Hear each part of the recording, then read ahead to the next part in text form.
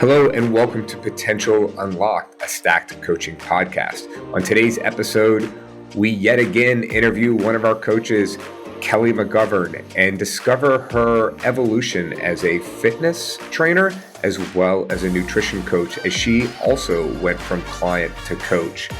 We talk about how we used to have these hard, fast rules when it came to our nutrition and how that has evolved to be a much more flexible set of parameters that we work in for not only ourselves, but with our clients. If you're interested in nutrition coaching, check us out at www.stackedcoaching.com. Make sure to check us out on Instagram at @stackedcoaching, as well as on Facebook. Enjoy the show.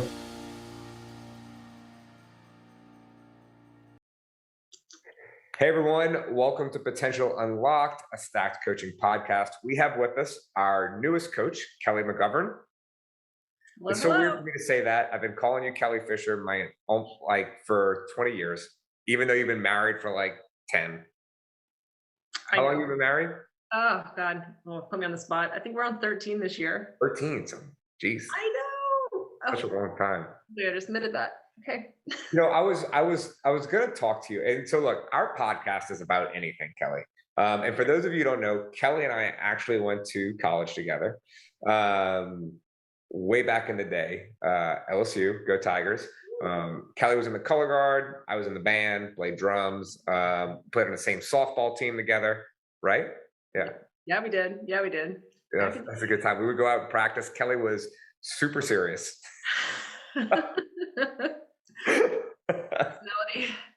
I love it.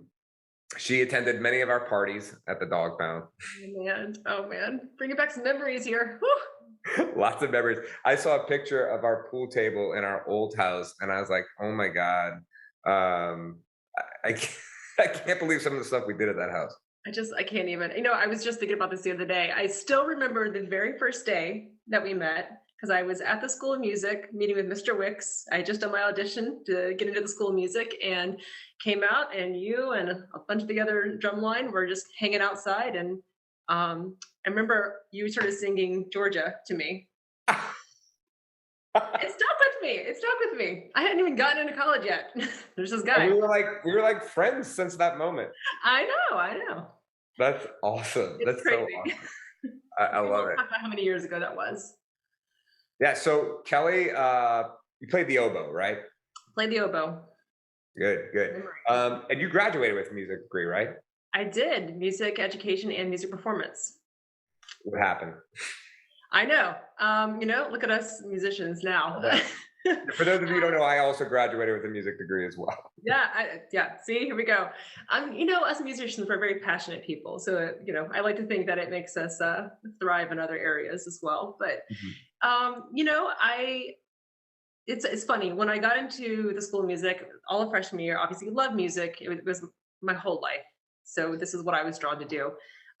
But by the time I got into sophomore year of college, I actually approached the School of Kinesiology because I was really, really interested in potentially going that route. Mm-hmm. And when I had a discussion about what it would take to switch majors at that point, and realized I just wasn't ready to give up music and go that route. So I stuck with music and ended up falling in love with the teaching aspect of music and went into a career of teaching elementary school music for 6 years after graduation. But the whole time just kind of feeling like something was missing. There was this part of me that just was not fulfilled all the way.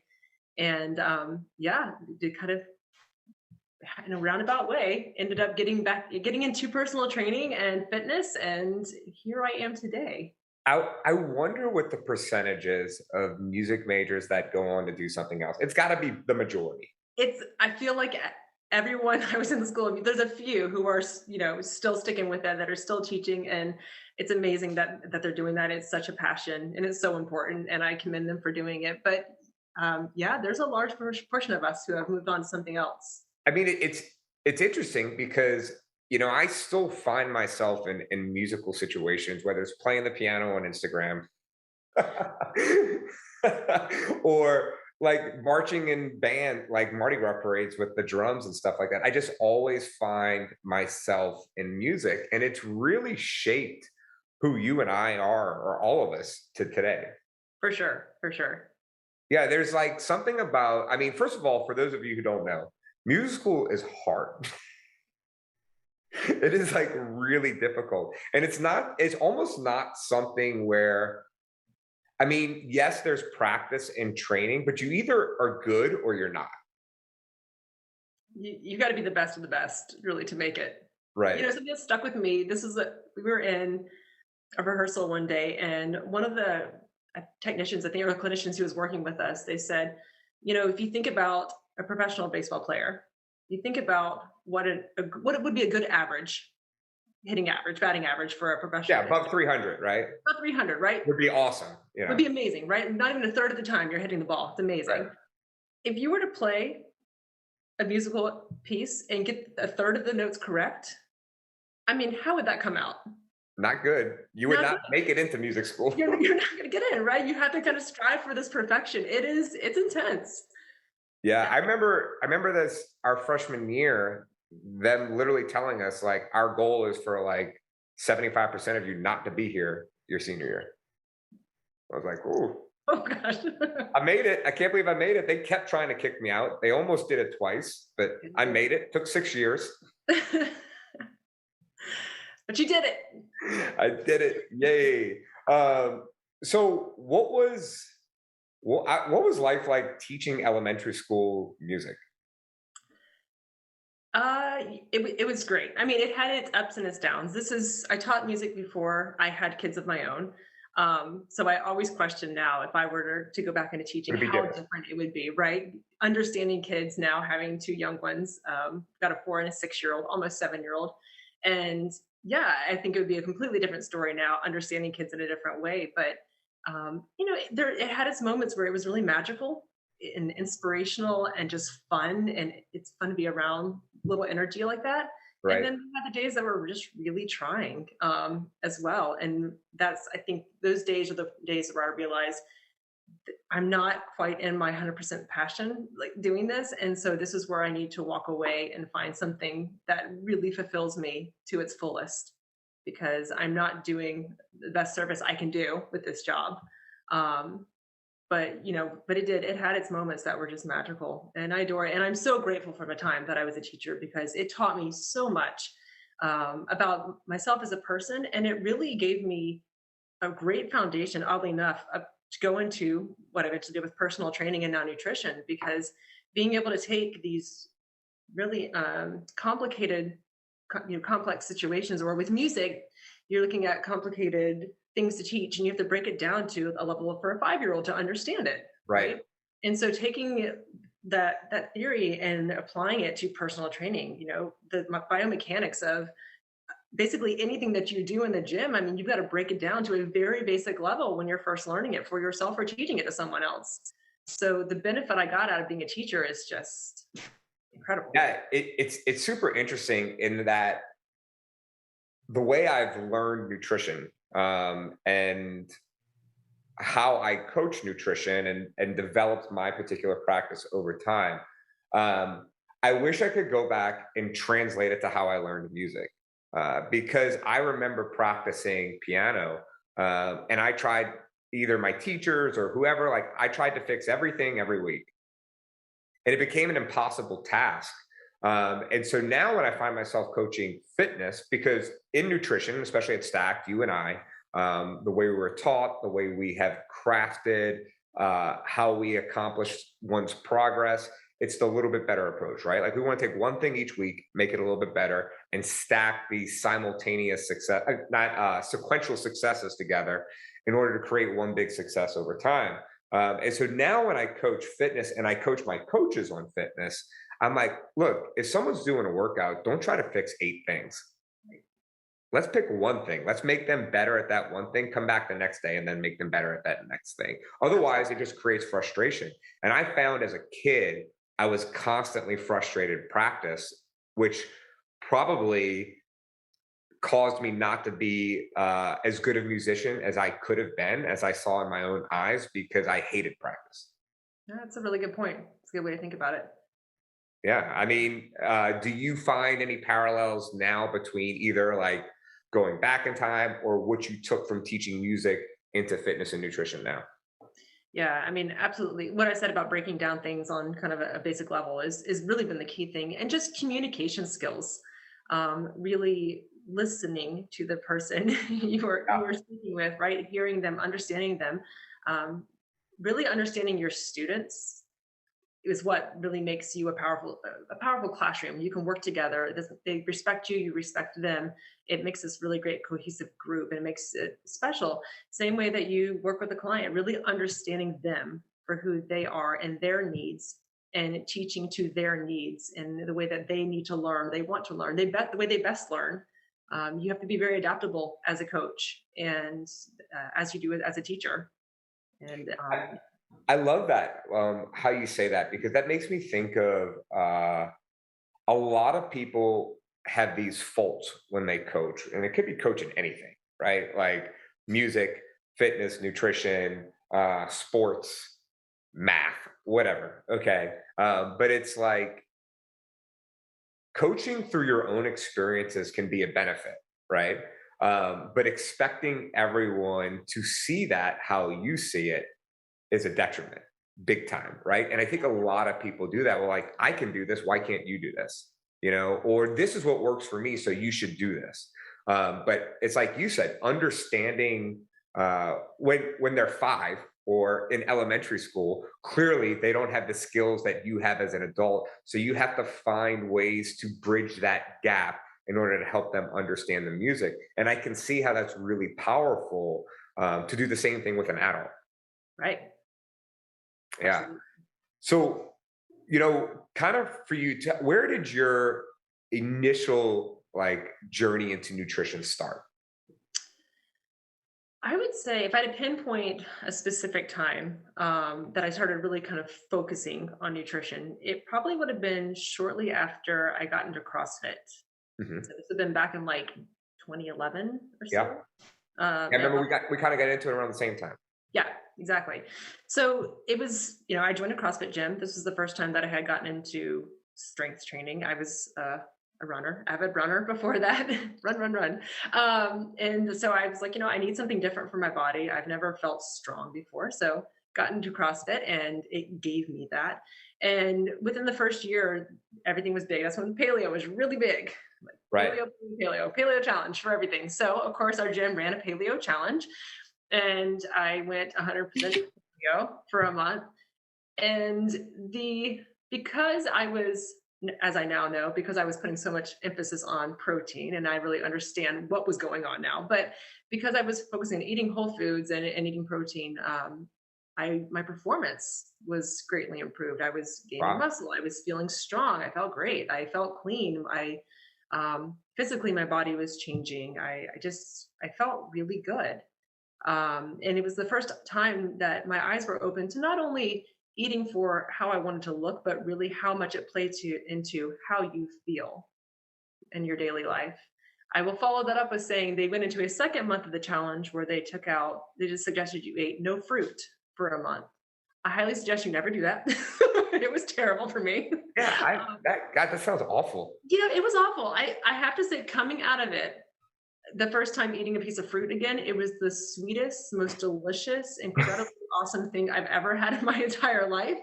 And the first time I took a bite into like a cookie, I could taste every single grain of sugar in it because I hadn't had it in so long. Now, yes, I've come way out of that, and I have Right. kids, and my palate has changed once again, so I don't taste every grain of sugar. But it was the first time that I had been introduced to nutrition in a very drastic way.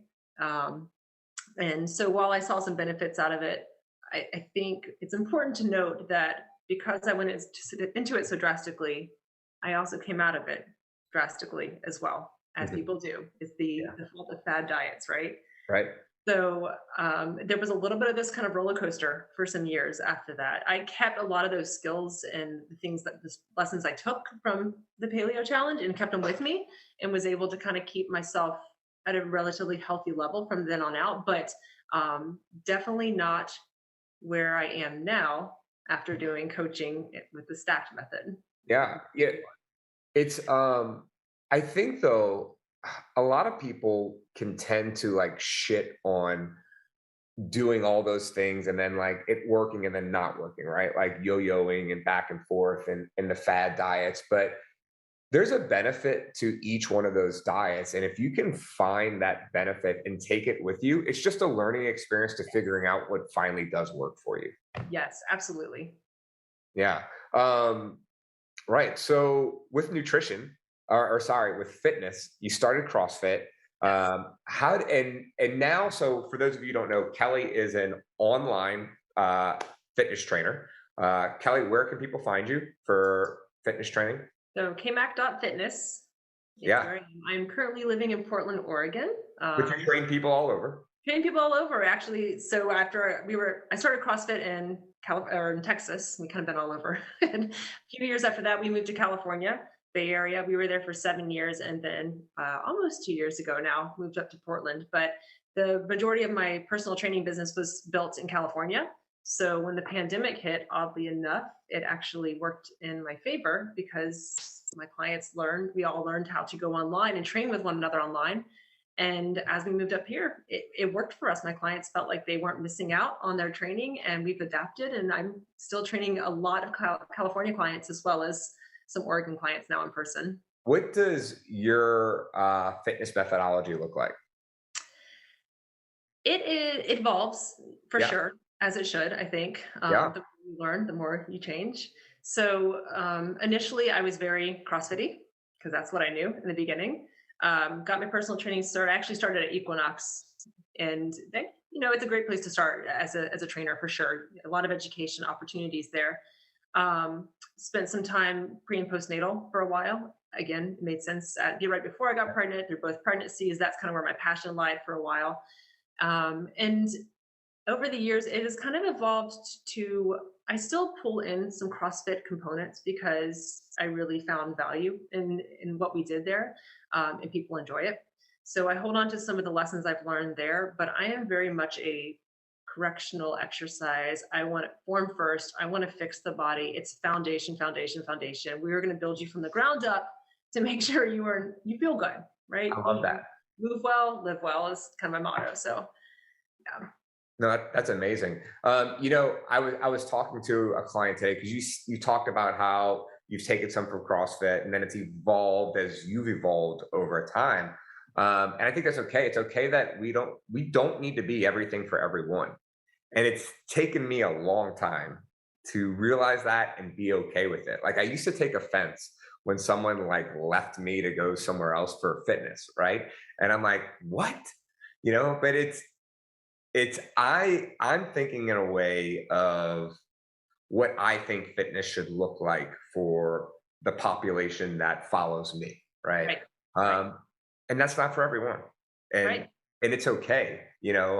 Likewise, I was having a conversation with a girl who is at our gym temporarily. She's down here for 6 months, um, while her son is undergoing some treatment at Children's, and she normally lives in Lafayette. She CrossFits in Lafayette. And I was having this conversation with her today, and she was talking about how, like, sometimes I really want to be strong at Olympic weightlifting, but then, like, I'm not happy with my physique, but I know that I have to.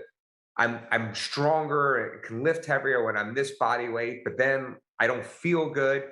And I was like, hey, like, it's okay. Like for starters, like that's okay. All right. And we go through life in phases where we want to do one thing and it doesn't have to be permanent. It can be temporary and moves to the other thing. Like it's also okay for a time in your life or just generally to want to look and feel good. And that's okay.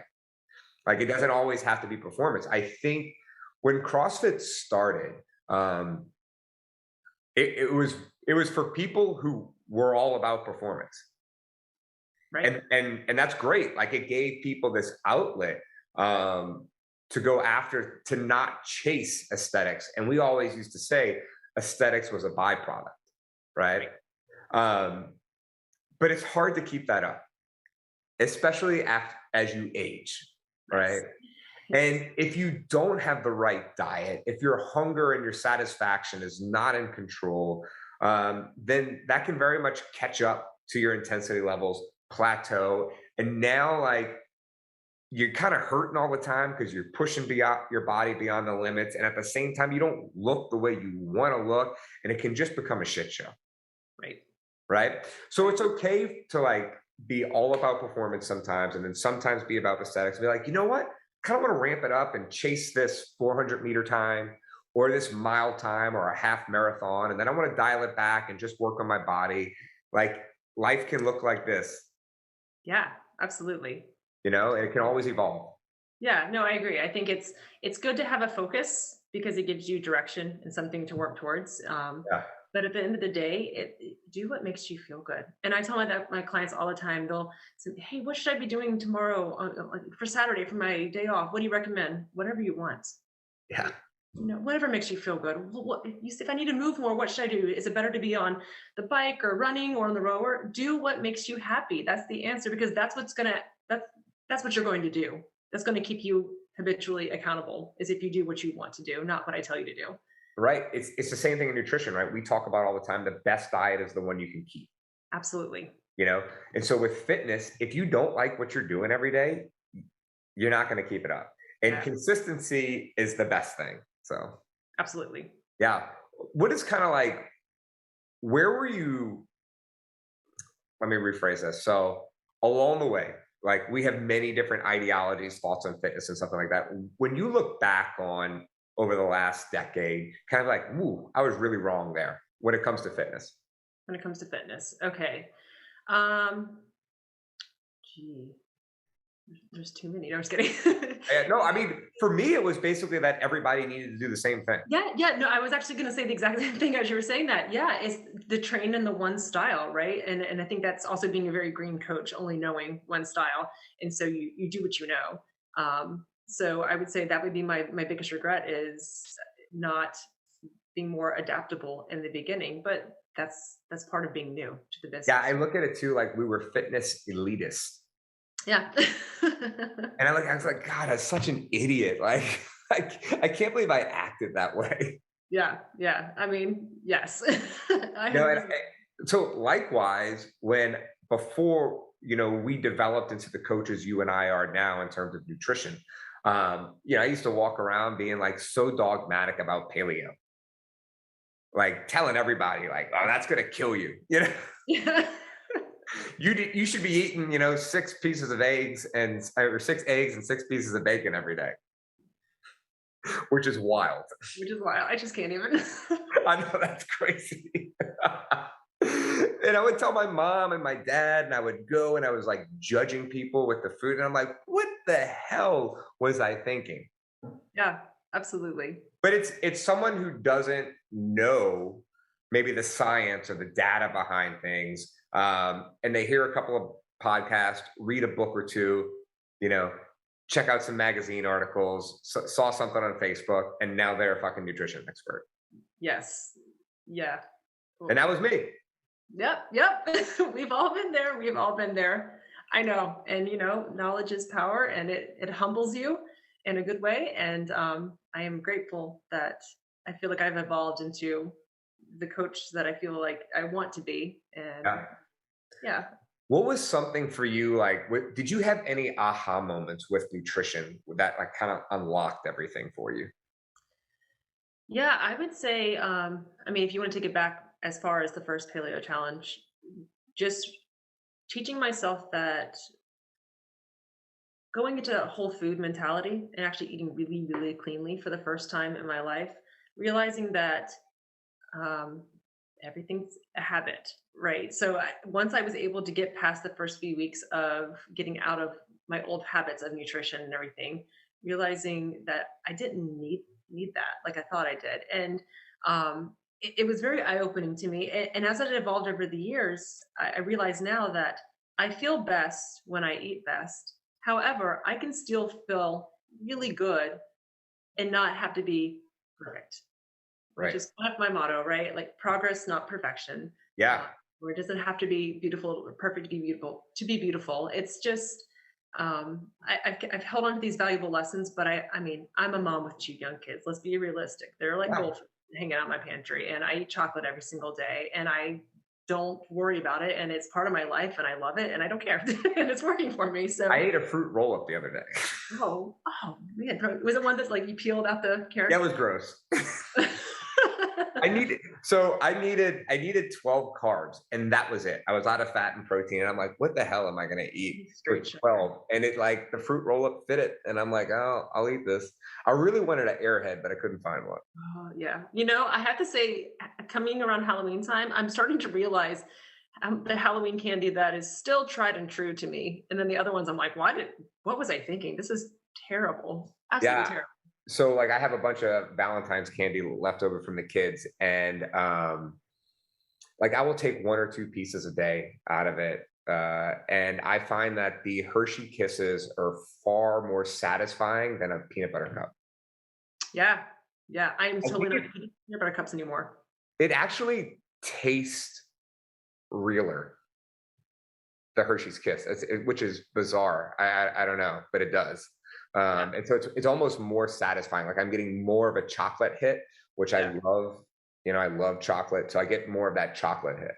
Um, I yeah. have to sadly admit, I'm like the really sweet, like Skittles. That is my I like Skittles. I oh like god, it they're so all. good. They're so good. Once I realized that I didn't have to swear off all foods and I could like maneuver myself around foods, like it opened up a whole, and I'm just a happier person since then. 1000%. That was, I would say, my biggest takeaway from going through the stacked program myself. Yeah. Um, Learning, like you said, the biggest value I got out of tracking my macros was that flexibility in what you wanted to do. Now, do I feel better when I focus on higher quality foods? Of course I do. Yeah. Emotionally and mentally, do I feel really good when I can allow myself to have these other things that I enjoy? Yeah, I do. And it's become, like you said, it's relaxed me so much more with the way that I eat because I know I can have kind of a little bit of everything and I'll be just fine. Yeah. It's interesting how like the things our body just knows what it needs, right? So like I took a trip and I've talked about this a few other times. Emily and I took a trip to Austin last January, 2 Januaries ago. Yeah, coming out of quarantine, and like we just went around and ate a bunch of barbecue, and we had like rules set up in our head. Like we didn't weigh and track our food, but we had rules set up in our head. But I was just missing out on like fresh vegetables. And by the fourth day, I was like, we're just gonna hang out. We're gonna order room service, order a bunch of salads, some beets, things like that. And my body was craving it. And when I bit into that salad, I was like, this is so good. Yeah. And I'm never like that with a cookie. Like No. I love cookies. I will eat a cookie, but if I go without a cookie for 5 days, it's not like, you know what, I need a cookie. Right. Right. But if I go without vegetables for 5 days, I'm like, oh my God, I need some vegetables. It tells you. Absolutely. We actually spent 3 months in China. This is way back like 2008. And there's nothing raw over there, really. Really? Everything, I mean, you have to have everything is cooked just for sanitation reasons and Yeah. everything in your system. I cannot tell you how much I wanted a salad, like just something raw for those three Yeah. months. I was craving something raw. And when I got it, it was incredible. Yeah, that's funny. Yeah, yeah. And so, thinking about like flexibility and needing what we want in different areas. Like someone asked me today, like, 'cause I was talking about ice cream. And like, oh, what kind of ice cream do you want? Or what kind of ice cream do you eat? Do you eat Halo Top, whatever? And I'm like, look, I eat all. So, and like, if you pulled out my freezer, I have like the Trader Joe's mini cones. I have this Milk Bar ice cream that it has all the calories, all of them. Okay. And then I have Halo Top, and then I might have some Talenti or something like that. And she's like, well, how do you decide? And I'm like, it depends what I need in the Yeah. moment, right? Like if I have like, 5 fat grams left, I might have some Halo Top. If I have a lot of calories left, I'm digging into the super good stuff. Yeah. And so it's kind of like knowing and I love you and I differ a little bit in the sense that I love weighing and tracking my food because it allows me to eat a ton of stuff. Right. Right. And you were definitely more of a habit, like intuitive eating, but you follow basically a set of rules Sure. that allow you to maintain your body. Right. Right.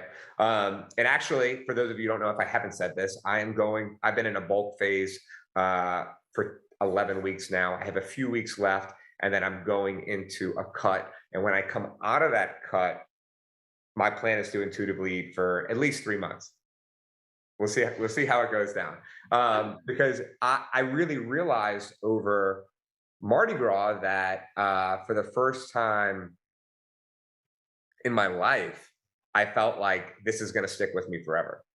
Mhm. And I could let go and relax and know that if I needed to dial some stuff up, I can just go back to it. Right. Absolutely. And I really spent 10 days over Mardi Gras where I didn't weigh and track anything. Like it got pretty far away from me. And I just enjoyed myself. Now, of course, because I weighed and tracked for 2 years, I had this like built in, this is how I eat, this is the quantities and that stuff. So it allowed me to never really stray too far. And I didn't feel like crap ever, despite the fact that I ate king cake 2 or 3 times a day.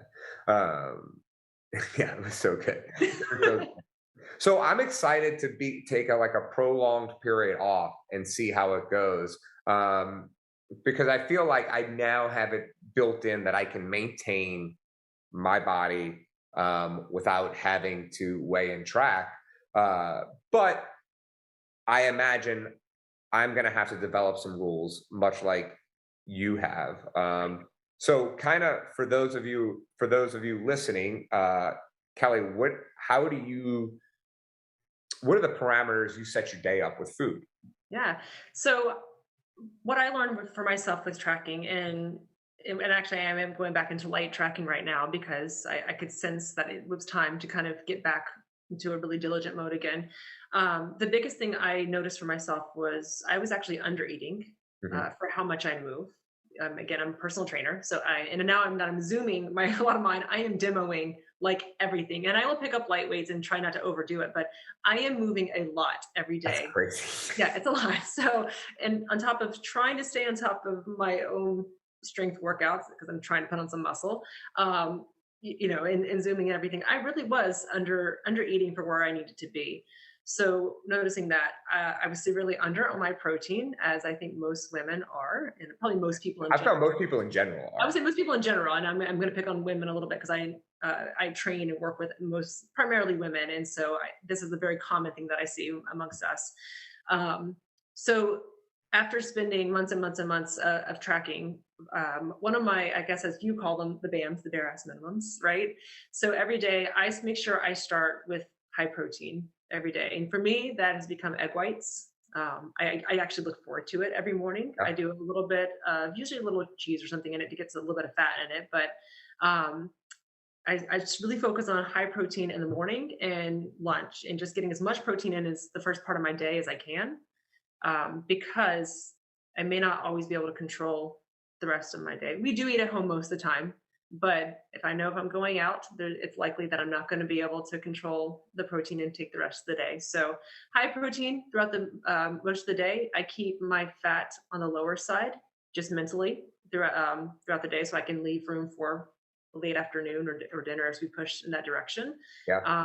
And then I try to focus on getting raw food in for a snack in the first part of my day. And those are kind of like and then water, obviously water intake, Right. water for me. And those are my three that I just try to mentally think about every day. And it keeps me pretty well in line with where I want to be. Yeah, I think, a couple of things I heard there, especially the protein thing. What people don't realize is going out to eat makes it extremely difficult to get your protein in. Yeah. It's either really hard or really expensive. Right. Because I find that when, one of my things, because I track, but I don't track, right? Like, so if there's a day where I don't track, I track breakfast and lunch and then didn't track dinner. Like, Right. it's rare that I just, like, Mardi Gras was a time where I just did not. So what I find is like, if I'm having a pizza night where I used to eat half a pizza, three-fourths of a pizza, now I'll order like a chicken Caesar salad, dressing on the side, dip my romaine in the dressing so that I'm not like Yeah. overindulging in the dressing, but I'll get double chicken breast. Yeah. because pizza has like zero protein. There's like nothing. Yeah, there's not. I don't care how much salami you put on that pizza. Like it's then your fat intake's going to be through the roof. But so it's not a lot. So like I have to get my protein for that meal. Otherwise, you're hungry. And I think that's why people overeat on pizza is because Totally. not all three macronutrients are there. It's highly palatable. Not a lot of protein in there, so you don't fill up and you just eat, eat, eat, eat, eat. Right. Yeah, and so like a double chicken breast Caesar salad can easily turn into like a $24 salad. Yeah. Yes, it can. Yeah. So then the other thing I heard is that the way you set up your day with breakfast and lunch allows you flexibility in the evening. It does. And I should say with the caveat that I actually try to take in more calories in my perfect world, right? I Yeah. try for me, I find that I do better if I can really focus on lunch as my really solid, good, hearty meal. Kind of sustains me from the Yeah. brain fog and helps me kind of carry through for dinner. And then I can take a moderate approach at dinner. Um, as it just sits better for me at night. That's just me, right? And you do you, but that's just Right. for mostly we're talking about me. So that's what I What's do. talking about you? Yeah. Not me. Yeah. So, Yeah.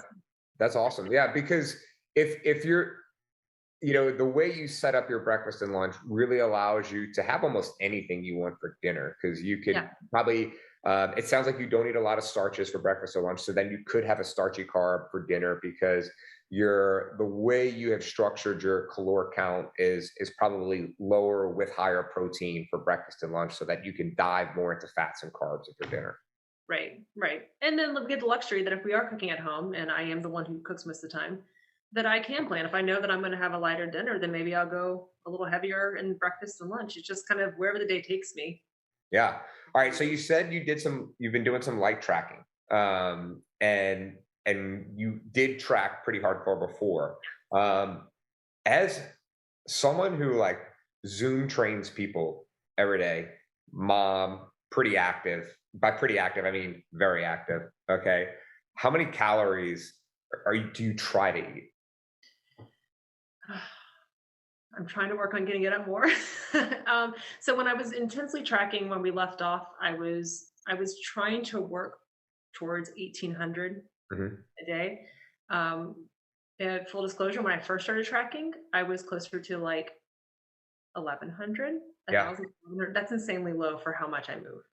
And just insanely low for, I would say, Most the people. person, most people. Yeah. So that is something that that's actually why I've kind of gotten back on tracking again to make sure I'm holding myself accountable with. I'm sure I'm getting the calorie range, maybe not with the best macronutrient breakdown, which is why I've gone back to tracking to make sure I'm really prioritizing. Because as soon as you track, if when I go for like a meal, I'm like, all right, I guess I will have a little bit of extra protein as opposed to this over here because I know I need it, and I Right. feel better after I do it. So yes, light tracking. I'm tracking kind of breakfast and lunch. I'm not bothering with dinner right now, but if I need to, I will. But I'm Well, trying to. you Yeah, have a good idea. Like you've done it enough to where like if I have this much left, I right, can get that accomplished, right? Or I can fit it in. Or if I got this much already, in my bank, my belly, right. then I'm good to go. Yeah, so that's pretty interesting. I like how you really set that up, and that makes life easier.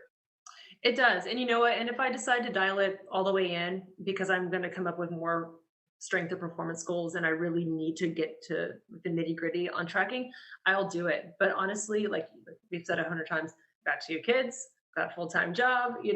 I just, for me, the tedious tracking is, I'm at a point now where I have the flexibility to not have to do the tedious tracking and still feel very good about where I am.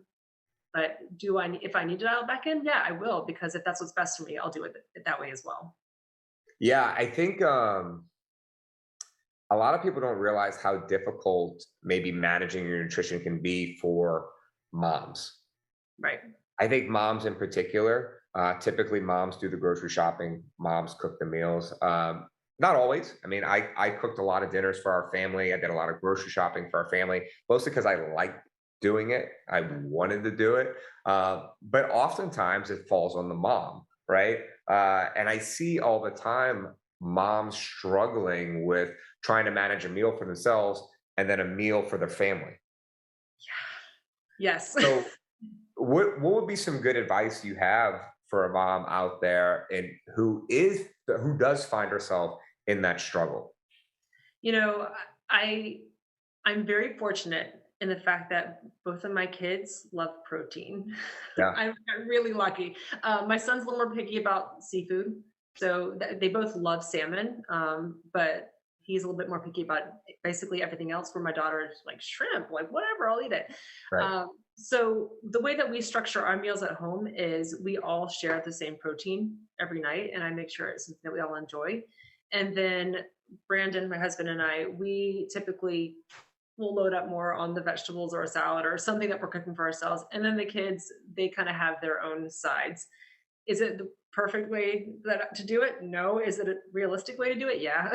So my kids, they might have their protein, and then Kara will have what she likes, some cucumbers, and we try to do like a fruit and a vegetable or rice and fruit. It's not always a vegetable because my son won't eat them half the time. Raw carrots is the one thing he'll eat, and that's about it.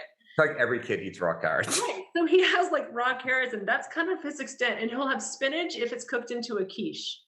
So Oh, you end up doing a lot of quiches as well for that reason. But otherwise, I mean, it's a struggle to get the vegetables in. You guys think that we got these perfect kids because we're nutritionists? Oh God, no.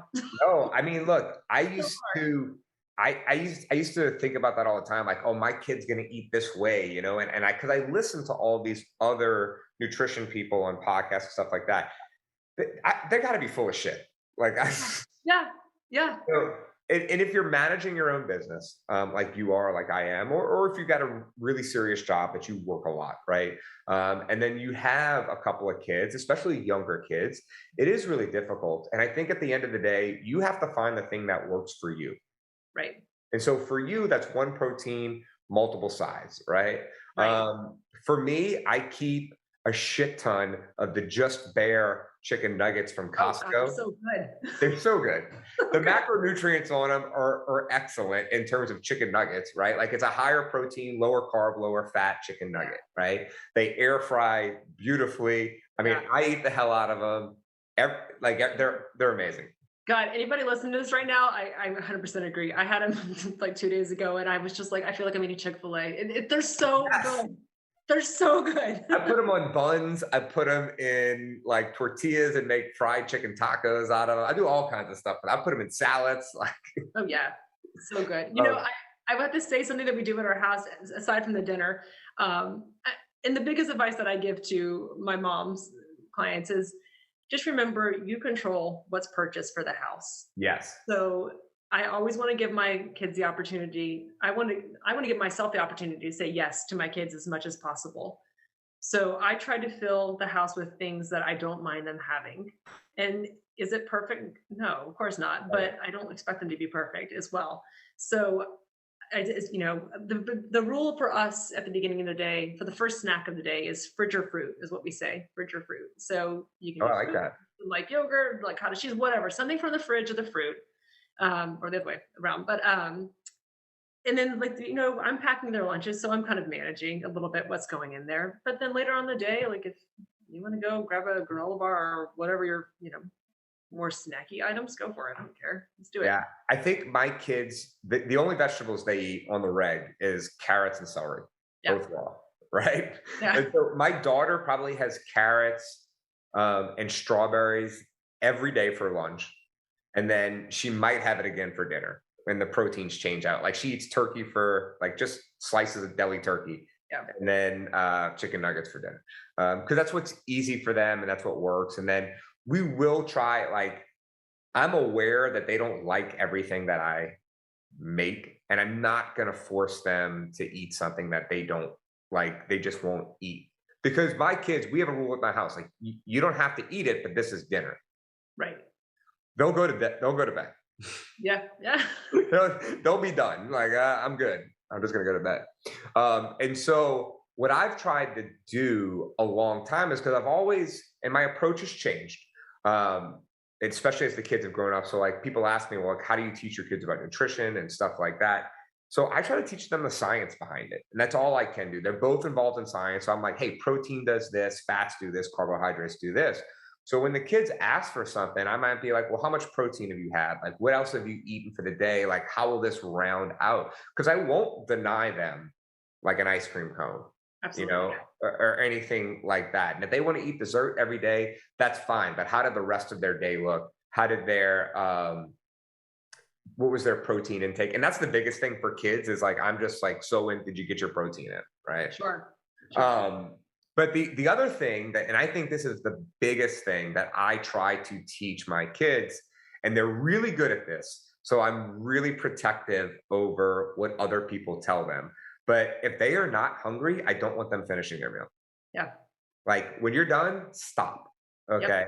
And if you're hungry like 5 minutes later, let's revisit what just happened at dinner. Right.